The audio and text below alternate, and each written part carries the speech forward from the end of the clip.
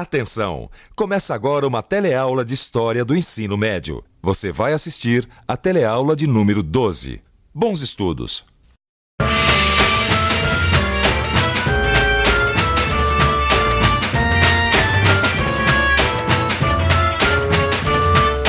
Essa é a rua 25 de Março, em São Paulo. É uma rua comercial, onde a grande maioria das lojas pertence a descendentes de um povo que nós vamos estudar na teleaula de História Geral de hoje, os árabes. Turquia, Irã, Iraque, da Síria. Todos esses países já fizeram parte de um império que começou com uma nova religião e que mudou o curso da história, o Império Muçulmano. Na teleaula de hoje, você vai ver uma civilização que assimilou o patrimônio cultural dos povos do Oriente Médio e do Extremo Oriente e que se tornou a mais brilhante da Idade Média. Vamos começar esta teleaula conhecendo a terra de origem dos muçulmanos, a Península Arábica.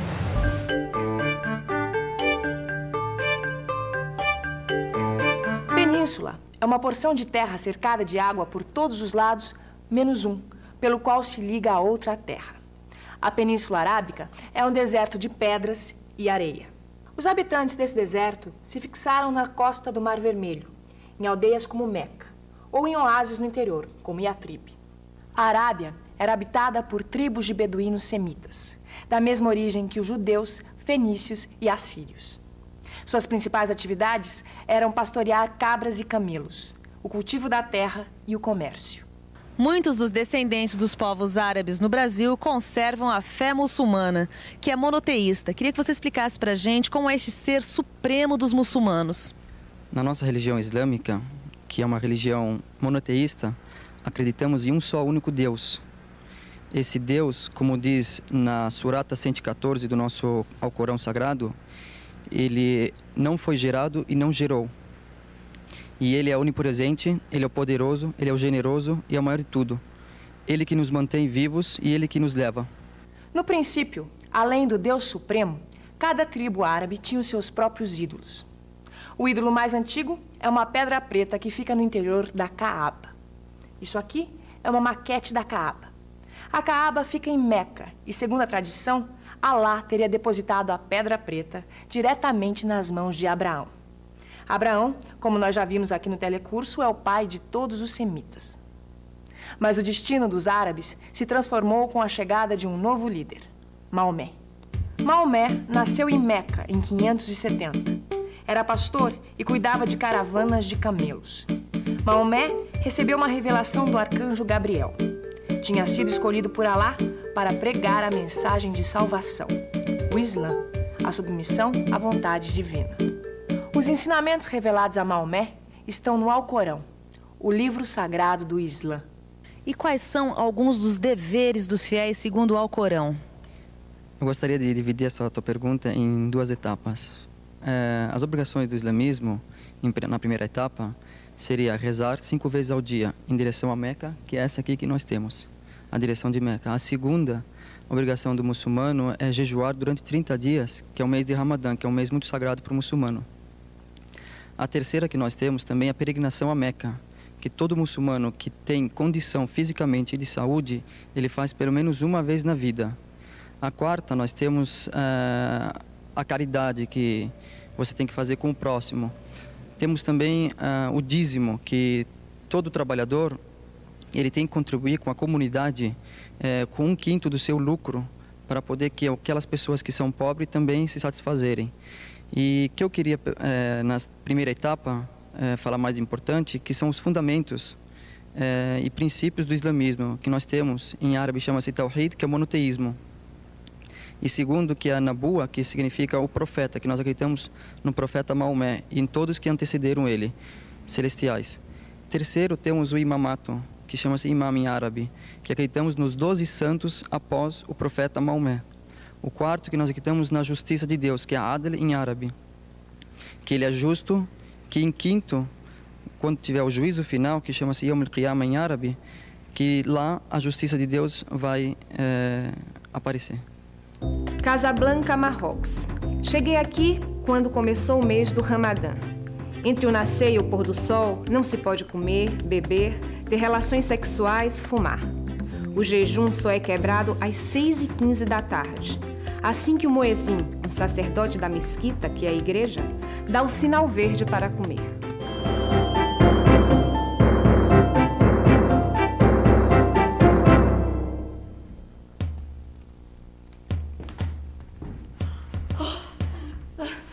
Perdão, meu senhor, mas o jantar atrasou.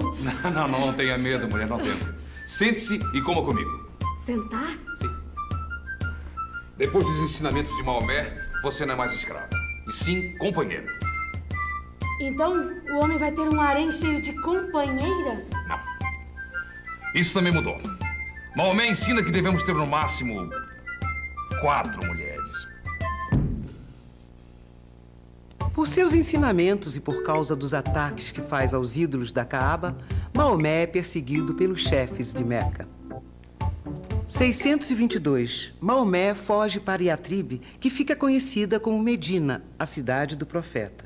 Para os muçulmanos, 622 é o ano zero, assim como para os cristãos, o ano zero é o do nascimento de Jesus. A partir dessa fuga, Maomé passou a pregar a guerra santa contra todos os infiéis. Infiéis são aqueles que não acreditam nas revelações. Segundo a crença, os muçulmanos que morrem lutando pela religião vão direto ao paraíso. Guerra Santa, na verdade, é o mesmo nome que os muçulmanos de hoje dão para as guerras deles, jihad. E olha, essa religião revelada a Maomé tem muita força, viu? Opa! Muita força mesmo. Os habitantes de Medina logo se converteram à nova religião. Pouco tempo depois, Maomé e seus guerreiros muçulmanos invadiram Meca. Eles penetraram na Caaba e destruíram todos os ídolos, menos a Pedra Preta. Com essa vitória, Maomé conseguiu unificar todas as tribos árabes. Em 632, morre Maomé.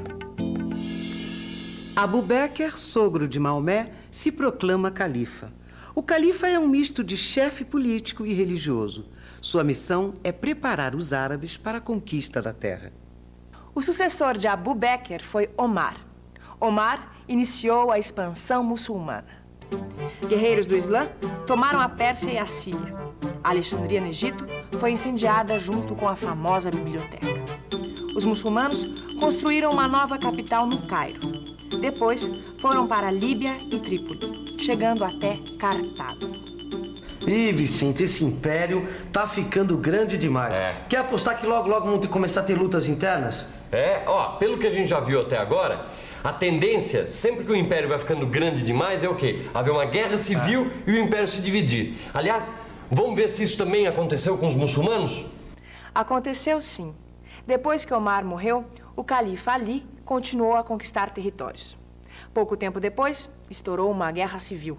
E o Império Muçulmano foi governado por 2 dinastias, a dos Omeyíadas e a dos Abássidas. 660.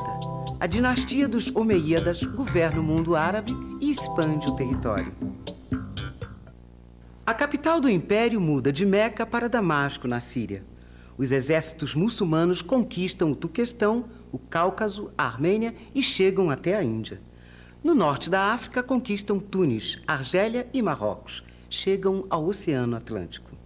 711. Os muçulmanos atravessam o Estreito de Gibraltar e conquistam a Península Ibérica. 732. Na Batalha de Poitiers, os francos detêm o avanço muçulmano na Europa. Os muçulmanos vão ficar na Espanha até o século XV, quando serão expulsos pelos reis cristãos. Viu só, Gil? A Península Ibérica teve influência árabe durante séculos e séculos. Dá pra ver bem nesses monumentos, ó. Pois é, olha, Portugal faz parte da Península Ibérica. Exatamente. Os árabes dominaram Portugal e Espanha. E os portugueses, quando chegaram no Brasil, já trouxeram na bagagem várias influências árabes. Sem dúvida. Agora, eu tava pensando uma coisa. O que será que aconteceu com a outra dinastia, dos Abássidas? 750. A dinastia dos Omeyíadas é derrubada pelos descendentes de Abbas, tio de Maomé. Os Abássidas mudam a capital do império para a Mesopotâmia, onde fundam Bagdá. Os novos califas continuaram a expandir o território e incentivaram o desenvolvimento artístico e científico.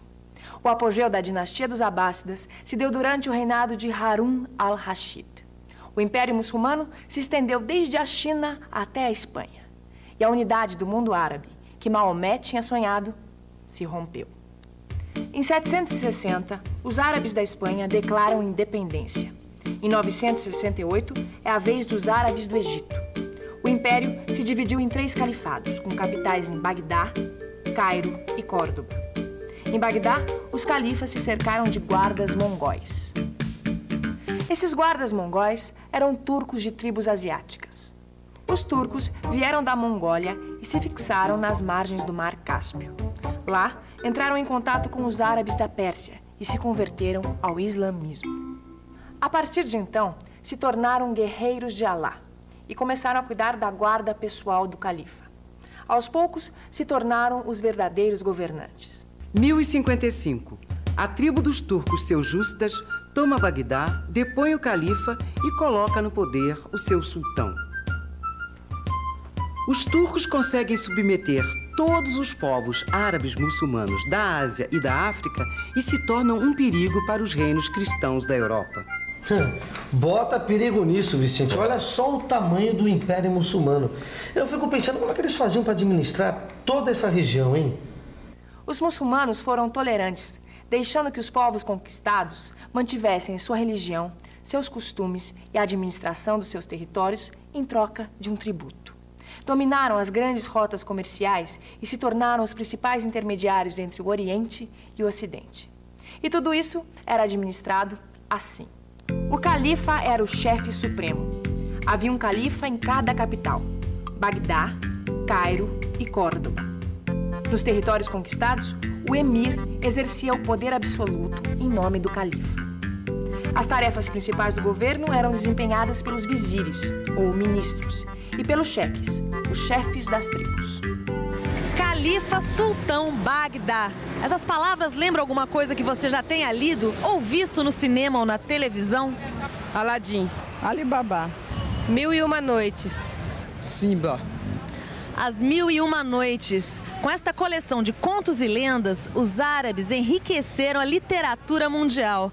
Apesar de não terem criado uma cultura original, os muçulmanos assimilaram o que havia de melhor no império que conquistaram. Se dedicaram à química, desenvolveram a cartografia e a astronomia. Introduziram na Europa a filosofia grega. Tiveram uma medicina avançada. Na matemática, trouxeram da Índia os algarismos arábicos que vocês estão vendo na tela. Teherã, Irã.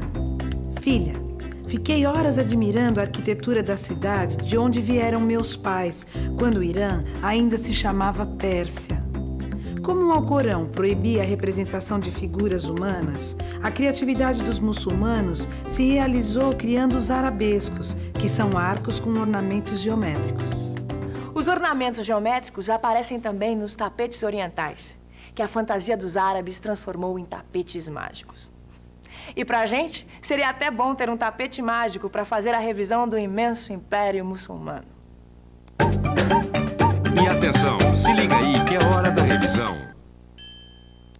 Na teleaula de hoje, você viu que o Império Muçulmano começou sua expansão na Península Arábica, onde a religião do Islã foi revelada ao profeta Maomé. Os muçulmanos acreditavam na Guerra Santa para dominar os infiéis, o que fez o Império Muçulmano se expandir em pouco tempo. O Império cresceu tanto que acabou se dividindo em 3 califados. E o Califado de Bagdá caiu em poder dos turcos, que se tornaram um perigo para os reinos cristãos na Europa. Os árabes deixaram um legado cultural importante, pois assimilaram o melhor da cultura de todos os povos que conquistaram. A civilização muçulmana nos deixou uma herança de conhecimentos e mistérios. Leia no seu livro e até a próxima aula. Tchau!